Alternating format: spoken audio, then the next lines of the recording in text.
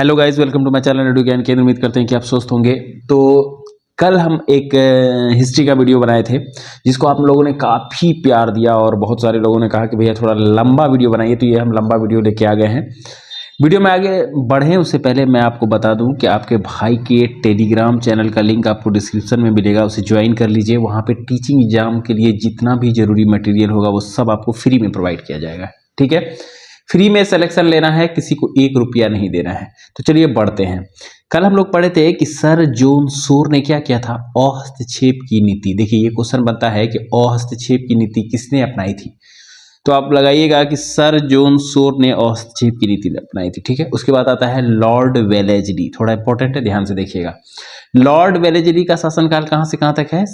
1798 से 1805, 1798 से 1805 तक। आप बस थोड़ा थोड़ा दिमाग में ये रखिएगा कि कहाँ से कहाँ तक शुरू होता है। ऐसा नहीं हो कि 1905 दे दे और आपको लगे कि लॉर्ड वेलेस्ली ही था। थोड़ा थोड़ा ये सब डिजिट दिमाग में रखेंगे ना तो आप आराम से आंसर कर पाएंगे अगर कुछ टेढ़ा क्वेश्चन भी आ गया। और इस सीरीज से आपको नहीं कम से कम तो 5 क्वेश्चन तो जरूर फंसेगा अगर बहुत टफ भी पेपर बना, और अगर इजी बना तो 6 से 7 क्वेश्चन तक रहेगा। आप टेंशन फ्री रहिए। तो देखिए लॉर्ड वेलेस्ली, जैसे लॉर्ड वेलेस्ली आप सुनेंगे आपके दिमाग में आना चाहिए कि सहायक संधि। सहायक संधि एक पद्धति था जिसका शुरुआत कौन किया था? लॉर्ड वेलेस्ली ने किया था। ठीक है, और सहायक संधि के द्वारा सहायक संधि करने वाला पहला राज्य, बहुत बार क्वेश्चन पूछा है कि सहायक संधि करने वाला पहला राज्य कौन था, तो हैदराबाद था। और कितना में किया था? तो 1798 में किया था। ठीक है, दूसरा तंजौर था और तीसरा अवध था। कम से कम 3 आप याद रखिए। ठीक है, तो सहायक संधि, जैसे अब सहायक संधि वेलेस्ली 2-3 बार मन में बोलिएगा, आपको याद आ जाएगा। करने वाला पहला राज्य कौन था? तो हैदराबाद था। दूसरा कौन था? तंजौर था। तीसरा कौन था? अवध था। ठीक है, आगे देखिए इसमें क्या है कि एक क्वेश्चन और बनता है कि फोर्ट विलियम कॉलेज की स्थापना कहाँ पे की थी। पहला क्वेश्चन ये बनता है कि फोर्ट विलियम कॉलेज की स्थापना कहाँ पे हुई थी, तो कलकत्ता में हुई थी। कब हुई थी? तो 1800 ईस्वी में हुई थी। किसके शासनकाल में हुई थी? तो लॉर्ड वेलेस्ली के शासनकाल में हुई थी। तो ये भी आप याद रखिएगा कि फोर्ट विलियम कॉलेज जो कलकत्ता में बना था वो कब बना था? तो 1800 ईस्वी में। बता दें कि ये क्वेश्चन अभी कुछ दिन पहले ही एसएससी में आया हुआ था। तो फोर्ट विलियम कॉलेज की स्थापना कब हुआ था? 1800 ईस्वी में हुआ था। किसके शासनकाल में हुआ था? तो वेलेस्ली के शासनकाल में हुआ था। और कहाँ पे हुआ था? तो कलकत्ता में हुआ था। ठीक है, उसके बाद क्वेश्चन रहता है कि स्वयं को बंगाल का शेर किसने कहा था? कौन अपने आप को बंगाल का शेर समझता था? तो वो भी कौन होगा? लॉर्ड वेलेस्ली ही होगा, जो अपने आप को क्या समझता था? बंगाल का शेर समझता था। तो कई बार क्वेश्चन आया है कि कौन सा इनमें से कौन अपने आप को बंगाल का शेर समझता था? तो कौन समझता था? Lord Wellesley.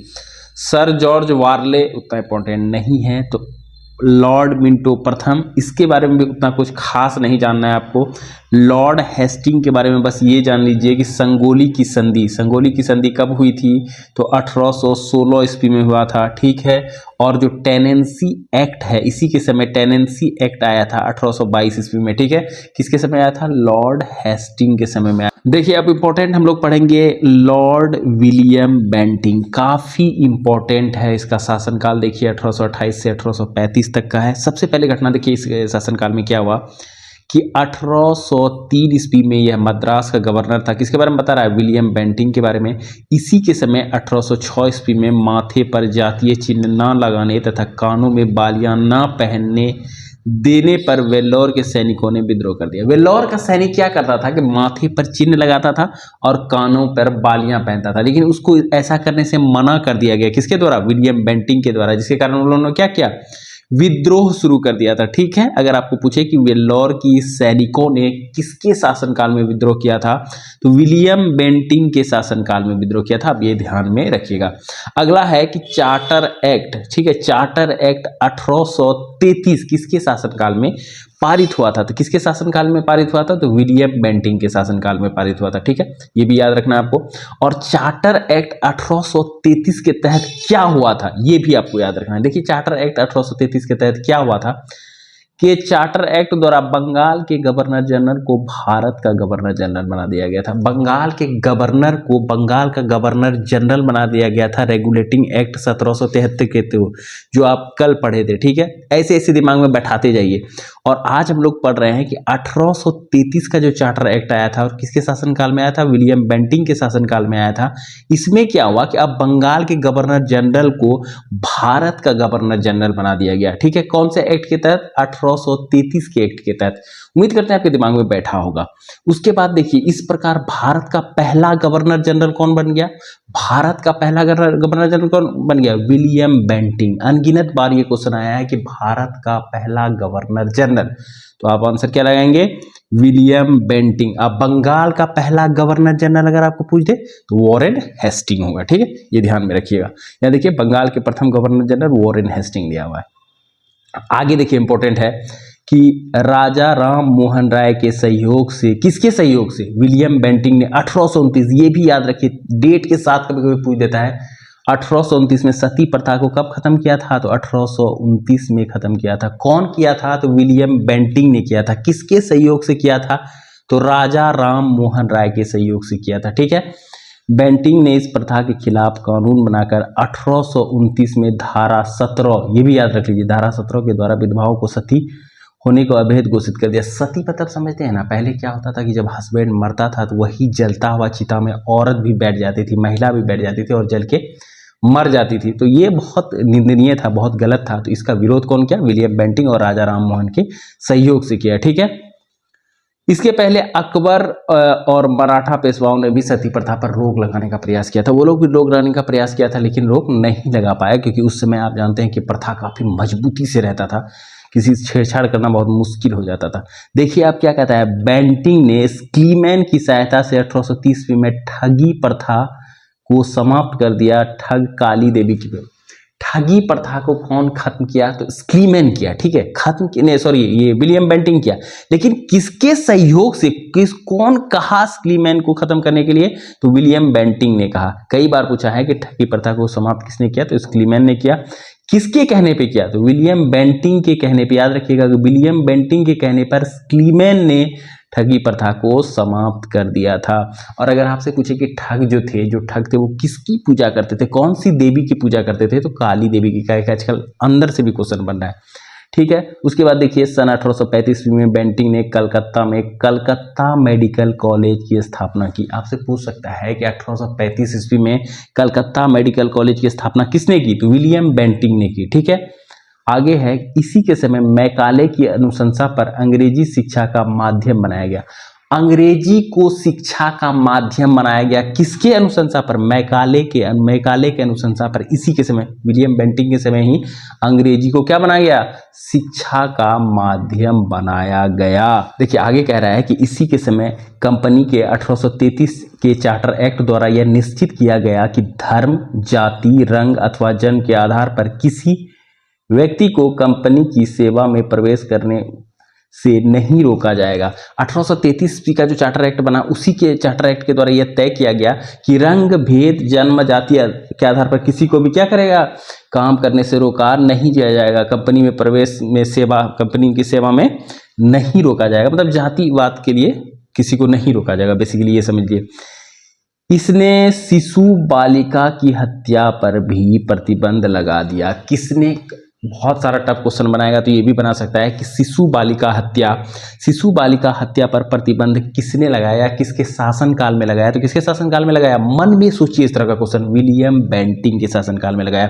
जिस तरह से हम पढ़ा रहे हैं, आप बार बार वीडियो को देख के मन में बैठाते हुए चलिए। आप जब 40 नंबर का जीएस बनाइएगा तो हमको याद। देखिए आगे क्वेश्चन बनता है कि मेटकॉप से बस एक ही क्वेश्चन बनता है कि भारतीय प्रेस का मुक्तिदाता किसे कहते हैं, भारतीय प्रेस का मुक्तिदाता किसे कहते हैं, तो चार्ल्स मेटकॉप को भारतीय प्रेस का क्या कहते हैं, मुक्तिदाता कहते हैं। ठीक है, उसके बाद आप आगे देखिए, लॉर्ड ऑकलैंड का शासनकाल कब से कब तक था, 1836 से 1842 था।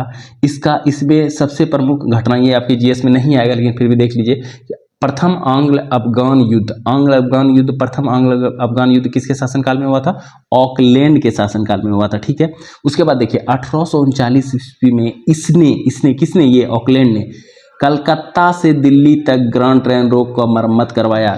जो ग्रांड ट्रेन रोड है वो कहाँ से कहाँ जा रहा है, कलकत्ता से दिल्ली। इसका मरम्मत किसके शासनकाल में हुआ, ऑकलैंड के शासनकाल में। कई बार इस तरह का क्वेश्चन आ जाता है कि ग्रैंड ट्रंक रोड का मरम्मत किसके शासनकाल में हुआ, तो ऑकलैंड के शासनकाल में हुआ, आप याद रखिएगा, ठीक है। आगे देखिए क्या कह रहा है कि इसी के समय भारतीय विद्यार्थियों को डॉक्टरी की शिक्षा हेतु विदेश जाने की अनुमति ब्रिटिश संसद ने प्रदान की। मतलब भारतीय छात्र जो विदेश जाके डॉक्टरी की शिक्षा लेना चाहते थे वो किसके समय में ये प्रदान किया गया, ब्रिटिश संसद द्वारा अनुमति, तो ऑकलैंड के समय में प्रदान किया गया। आप इसी से अंदाजा लगा सकते हैं कि मेरा तैयारी कैसा था कि हम पहले ही देखिए सब पे टिक, हर एक पॉइंट को हम टिक करते हुए अंडरलाइन करते हुए रटते जाते थे कि पता नहीं कौन सा पॉइंट पूछ दे, ठीक है। जब इस तरह का आपका तैयारी रहेगा तो जीएस निश्चित इंप्रूव होगा। अब देखिए कि लॉर्ड एलिनबरो का शासनकाल कब से कब तक था, 1842 से लेकर 1844 तक का था। इसमें क्या हुआ था, प्रथम आंग्ल अफगान युद्ध समाप्त हुआ था, ठीक है। प्रथम आंग्ल अफगान युद्ध समाप्त हुआ था। अगर शुरू पूछेगा तो किसके शासनकाल में हुआ था, ऑकलैंड के शासनकाल में हुआ था, ठीक है। सिंध को अगस्त में ये नहीं नेपियर, सिंध को विजय के समय नेपियर कथन था, ये ठीक है, ठीक, ये सब इंपॉर्टेंट नहीं। आगे देखिए, दास प्रथा का उन्मूलन इसी के समय हुआ था। दास प्रथा का उन्मूलन किसके समय में हुआ था, एलिनबरो। कई बार ये क्वेश्चन बना है कि दास प्रथा का जो उन्मूलन है वो किसके समय में हुआ था, तो वो एलिनबरो के समय में हुआ था। आगे देखिए, लॉर्ड हार्डिंग का शासनकाल अगर हम लोग देखेंगे 1844 से लेकर 1848 तक, ठीक है। इसके शासनकाल की सबसे महत्वपूर्ण घटना क्या थी, प्रथम आंग्ल सिख युद्ध। जैसे आंग्ल अफगान युद्ध, प्रथम आंग्ल अफगान युद्ध था ऑकलैंड, और से अफगान और से ऑकलैंड, आंग्ल, देखिए ऐसे याद रखिएगा, ऑकलैंड आंग्ल अफगान, या तो ऐसे याद कर लीजिएगा, आंग्ल अफगान ऑकलैंड, ठीक है। और दूसरा था आंग्ल सिख हार्डिंग। आंग्ल सिख युद्ध, प्रथम आंग्ल सिख किसमें था, हार्डिंग में था।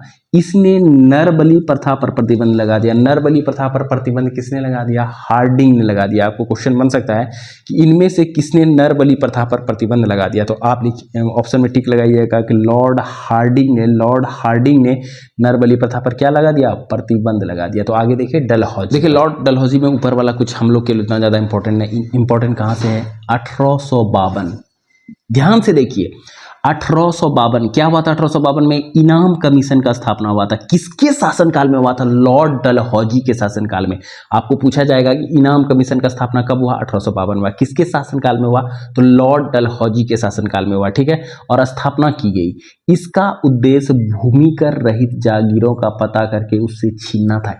इनाम कमीशन का कभी कभी पूछ भी जाता है कि इनाम जो कमीशन बना था उसका उद्देश्य क्या था, तो उसका उद्देश्य देखिए क्या था, भूमिकर रहित जागीरों का पता कर उसे छीनना था।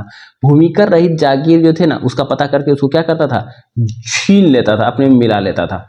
डलहौजी का शासनकाल उसे डॉक्ट्राइन ऑफ लैप्स के कारण अधिक याद किया जाता है। डॉक्ट्राइन ऑफ लैप्स कई बार पूछा जाता है कि डॉक्ट्राइन ऑफ लैप्स का जो नीति है, जो ये है, वो कौन लाया था, तो डलहौजी लाया था। आप ऐसे भी याद रखिए, व्यपगत सिद्धांत, या इंग्लिश में ज़्यादा अच्छा से आप याद रख सकते हैं डॉक्ट्राइन ऑफ लैप्स, डी से डॉक्ट्राइन, डी से डलहौजी, हम ऐसे याद रखे थे, डी से डॉक्ट्राइन, डी से डलहौजी, ठीक है। इस किसके लिए जाना जाता है, डॉक्ट्राइन ऑफ लैप्स कौन लाया था, तो डलहौजी लाया था, अधिक याद किया जाता है। इस नीति, ये नीति डॉक्ट्राइन ऑफ लैप्स की नीति कौन लाया था, डलहौजी लाया था। और इस नीति के तहत अंग्रेजी साम्राज्य में विलय किए गए थे राज्य को। कई मतलब दरोगा में तो अनगिनत बार पूछा है कि डॉक्ट्राइन ऑफ लैप्स के तहत हड़प की नीति के तहत पहला राज्य कौन सा जो अपने में मिलाया गया था, वो पहला राज्य कौन था, सतारा, जैतपुर और संबलपुर। ये तीनों आप याद रखिएगा डेट के साथ, सतारा 1848, जैतपुर और संबलपुर, ठीक है। ये तीनों याद किया। सबसे पहले डॉक्ट्राइन ऑफ लैप्स के तहत कौन से राज्य को अपने कब्जे में लिया गया, विलय किया गया, तो वो कौन सा था, सतारा था। देखिए आगे बढ़ते हैं कि 1856 ईस्वी में, ये क्वेश्चन रेलवे में आया हुआ है, 1856 ईस्वी में अवध को कुशासन का आरोप लगाकर अंग्रेजी साम्राज्य में मिला लिया गया। क्वेश्चन बनता है कि अवध को कब अंग्रेजी साम्राज्य में कुशासन का आरोप लगा के मिला लिया गया, तो आप आंसर क्या लगाएंगे, 1856 लगाएंगे। और उस समय अवध का नवाब कौन था, बहुत बार ये क्वेश्चन पूछा गया है कि उस समय अवध का नवाब था वाजिद अली शाह। कौन था, वाजिद अली शाह था, जब अवध को कुशासन का आरोप लगाकर किसमें मिला लिया, अंग्रेजी साम्राज्य में मिला लिया था। 1856 ईस्वी में इसने तोपखाने के मुख्यालय को कलकत्ता से मेरठ हस्तांतरित कर दिया था। कौन हस्तांतरित कर दिया था तोपखाने के मुख्यालय को, कलकत्ता से मेरठ, तो डलहौजी ने कर दिया था, ठीक है। सेना का मुख्यालय शिमला, ये सब उतना इंपॉर्टेंट नहीं है। देखिए शिक्षा संबंधी सुधारों में डलहौजी ने, ये क्वेश्चन बहुत इंपॉर्टेंट है, आप लिख के रखिए इसको कॉपी में 2-3 बार और याद कर लीजिए कि डलहौजी ने 1854 ईस्वी में वुड्स डिस्पैच को लागू किया। पहला तो क्वेश्चन यही बनता है कि वुड्स डिस्पैच कब लागू हुआ, तो 1854 में लागू हुआ। दूसरा है क्वेश्चन बनता है कि वुड्स डिस्पैच किससे संबंधित है। ये सब बीपीएससी, मेन बीपीएससी पीसीएस का हम क्वेश्चन बता रहे हैं, सोचिए।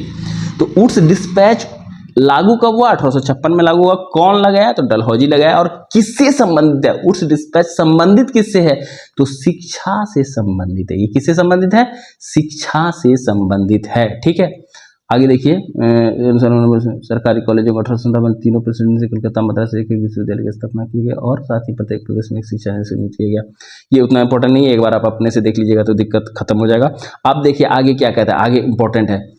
डलहौजी को भारत में रेलवे का जनक माना जाता है। भारत में जो आप रेल सुविधा देख रहे हैं ना, उसका जनक कौन है, डलहौजी है। इसका मतलब हुआ कि भारत में रेलवे सुविधा कौन लाया, लॉर्ड डलहौजी लाया था। और पहली बार भारत में रेल कब चला था, तो इसी के समय भारत में पहली बार 16 अप्रैल 1853 में चला था। बाय डेट याद कर लीजिए, रट लीजिए कि कब चला था, तो 16 अप्रैल 1853। 16 अप्रैल 1853 कहाँ से कहाँ तक चला था, तो बॉम्बे से थाने तक चला था। ठीक है, कहाँ से कहाँ तक चला था, बॉम्बे से थाने तक चला था।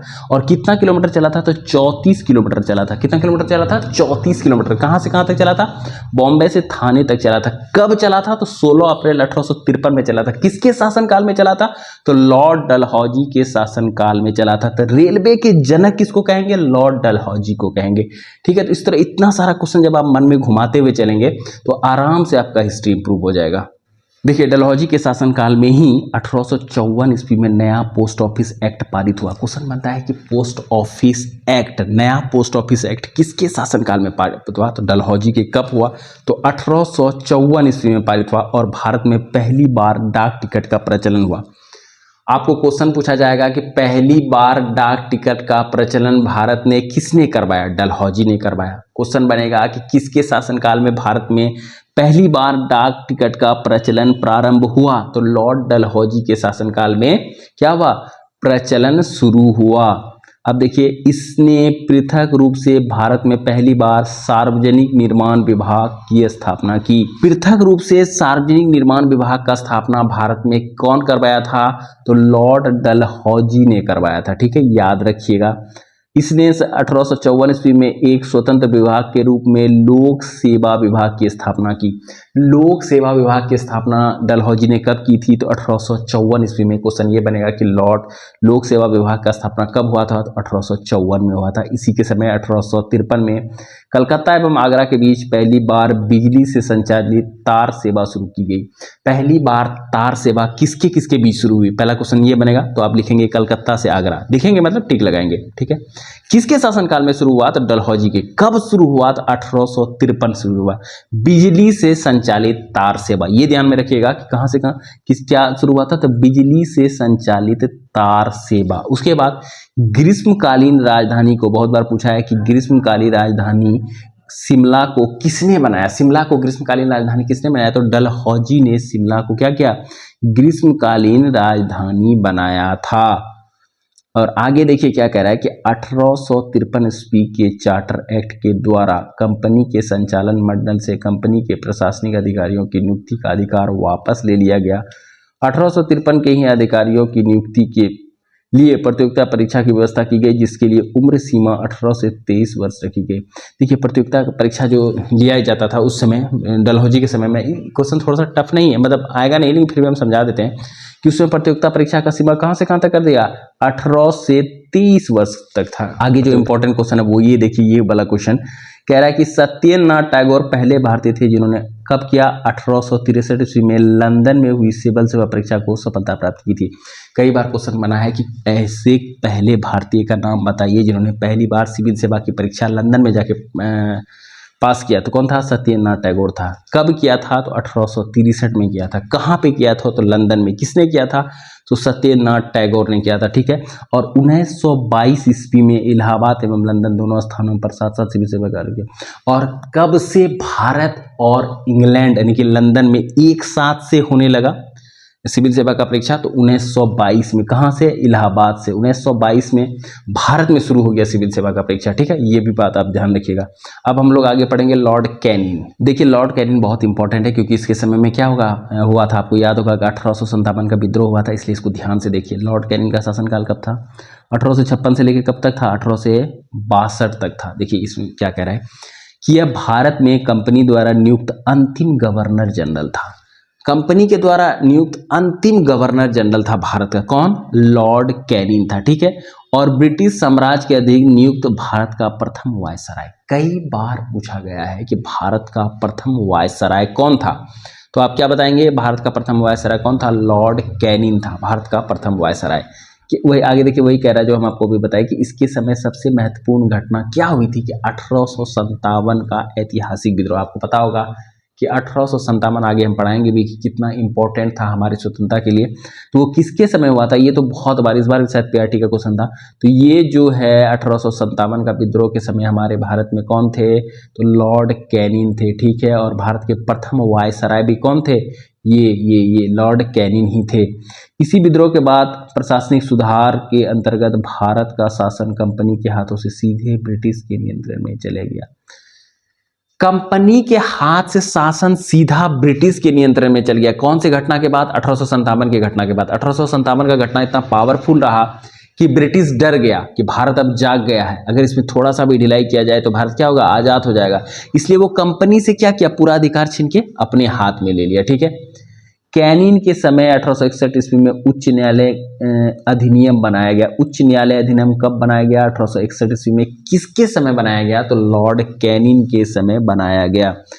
क्या था उसका नियम? देखिए, जिसके अनुसार पुरानी सुप्रीम कोर्ट और सदर अदालतों को समाप्त कर दिया गया तथा कलकत्ता, मद्रास, मुंबई में एक एक उच्च न्यायालय की स्थापना की गई। अगर आपको पूछेगा कि कलकत्ता, मुंबई और मद्रास में एक एक उच्च न्यायालय की स्थापना किसके शासनकाल में की गई, तो किसके शासनकाल में की गई? लॉर्ड कैनिंग के शासनकाल में की। आगे देखिए क्या कर रहा है कि कैनिंग के समय ही 1856 ईस्वी में विधवा पुनर्विवाह अधिनियम। कई बार ये क्वेश्चन आया है TRE 1 के PGT का। जब आप क्वेश्चन उल्टा के देखेंगे कॉमन पेपर का, तो उसमें ये क्वेश्चन आपको मिलेगा कि विधवा पुनर्विवाह अधिनियम कब पारित हुआ था? तो 1856 ईस्वी में पारित हुआ था, ठीक है। कब पारित हुआ था विधवा पुनर्विवाह अधिनियम? 1856। और ये विधवा पुनर्विवाह अधिनियम क्या है कि विधवा को फिर से शादी करने का क्या मिलना चाहिए? अधिकार मिलना चाहिए। भले उसका हस्बैंड मर गया, इसका मतलब ये नहीं कि वो भी मर जाएंगे। तो ये कब पारित हुआ था? 1856 में पारित हुआ था, स्वतंत्र रूप से लागू हुआ। भारत में पहला कानूनी विधवा पुनर्विवाह कहाँ हुआ था? देखिए, कानूनी विधवा विवाह कहाँ पे सबसे पहले हुआ था? तो कलकत्ता में हुआ था। कहाँ पे हुआ था? कलकत्ता में हुआ था। 7 दिसंबर 1856 ईस्वी को ईश्वर चंद्र विद्यासागर की प्रेरणा और देखरेख में संपन्न हुआ। तो क्वेश्चन बनेगा कि पहला विधवा पुनर्विवाह कहाँ हुआ? तो कलकत्ता में हुआ। किसकी देखरेख में हुआ था? ईश्वर चंद्र विद्यासागर की देखरेख में हुआ। कब हुआ? तो 7 दिसंबर 1856 ईस्वी को हुआ, ठीक है।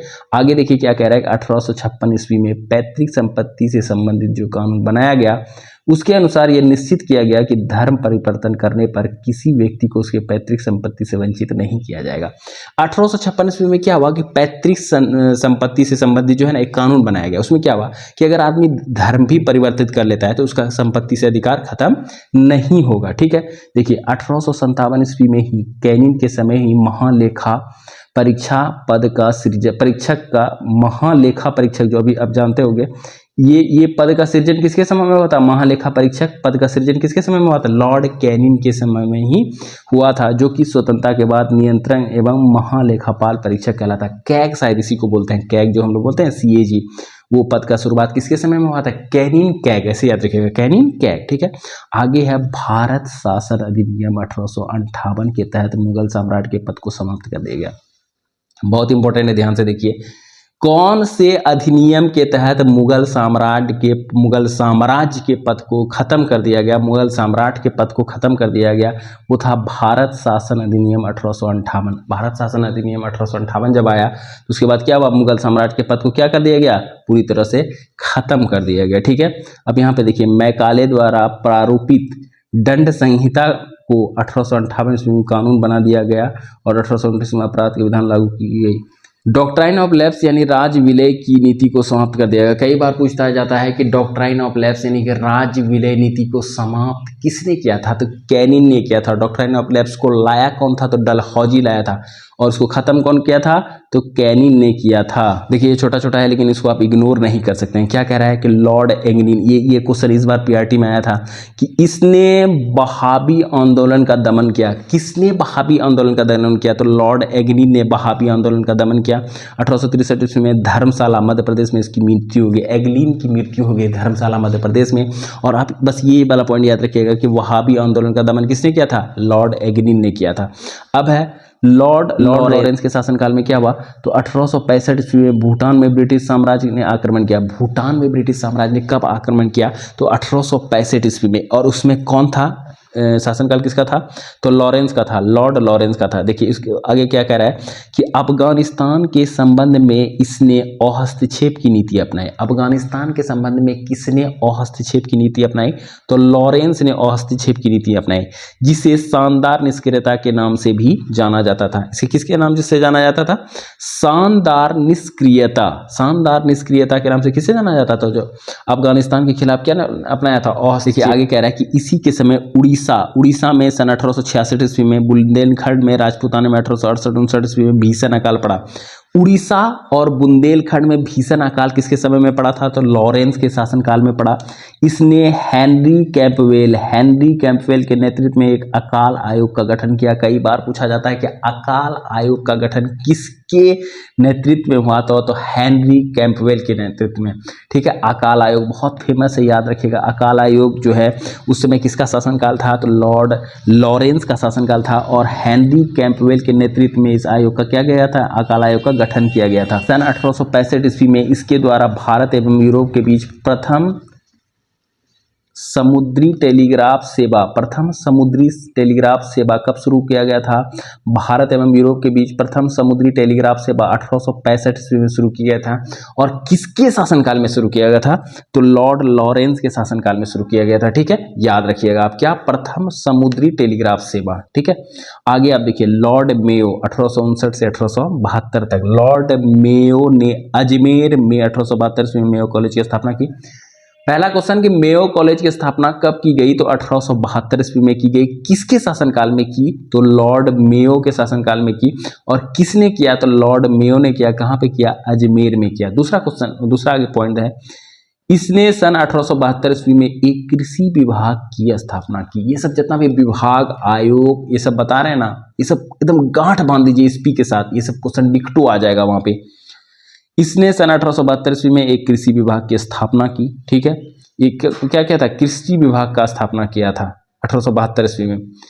और सबसे इंपॉर्टेंट पॉइंट इसमें क्या है, ये वाला उतना इंपॉर्टेंट नहीं, सबसे इंपॉर्टेंट क्या है, भारत में अंग्रेजों के समय प्रथम जनगणना 1872 ईस्वी में मेयो के ही शासनकाल में शुरू हुआ था। किसके शासनकाल में शुरू हुआ था, भारत में प्रथम जनगणना, तो लॉर्ड मेयो के शासनकाल में। और ये कब हुआ था, तो 1872 ईस्वी में हुआ था। कई बार क्वेश्चन बना है कि भारत में प्रथम जनगणना कब हुआ था, तो 1872 ईस्वी में। किसके शासनकाल में हुआ था, तो लॉर्ड मेयो के शासनकाल में हुआ था।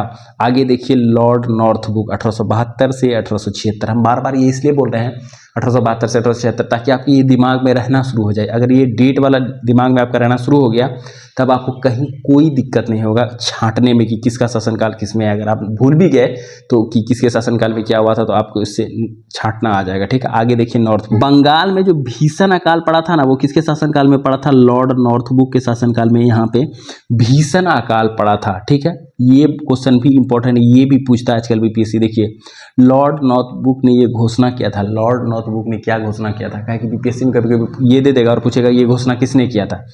मेरा उद्देश्य करों को हटाना तथा अनावश्यक वैधानिक कार्रवाइयों को बंद करना है। ये किसका ये था, घोषणा था कि मेरा उद्देश्य करों को हटाना और अनावश्यक वैधानिक कार्रवाई को बंद करना है। ये था किसका, नॉर्थब्रुक का था, लॉर्ड नॉर्थब्रुक का ये घोषणा था। ठीक है, आगे देखिए इसी के समय स्वेज नहर खुल जाने से भारत और ब्रिटेन के बीच व्यापार किसके समय सुएज नहर खुला? किसके समय सुएज नहर खुला? तो नॉर्थ बुक के समय क्या हुआ? सुएज नहर खुला, जिसके भारत और ब्रिटेन के बीच जो है व्यापार में काफी वृद्धि हुआ सुएज नहर खुलने के साथ। तो ये वीडियो अब हम यहीं पे रखते हैं। आज आधा घंटा का बनाए हैं, अगर इसमें अच्छा सपोर्ट मिलेगा तो कल 1 घंटा, फिर 1.5 घंटा ऐसे बढ़ाते चलेंगे। उम्मीद करते हैं कि वीडियो आपको पसंद आएगा। अगर पसंद आया तो वीडियो को लाइक कीजिए, चैनल पे नए हैं तो भाई को सपोर्ट करने के लिए चैनल को सब्सक्राइब जरूर कीजिएगा। मिलते हैं नेक्स्ट वीडियो में, तब तक अपना अपने परिवार का ख्याल रखिए। जय हिंद।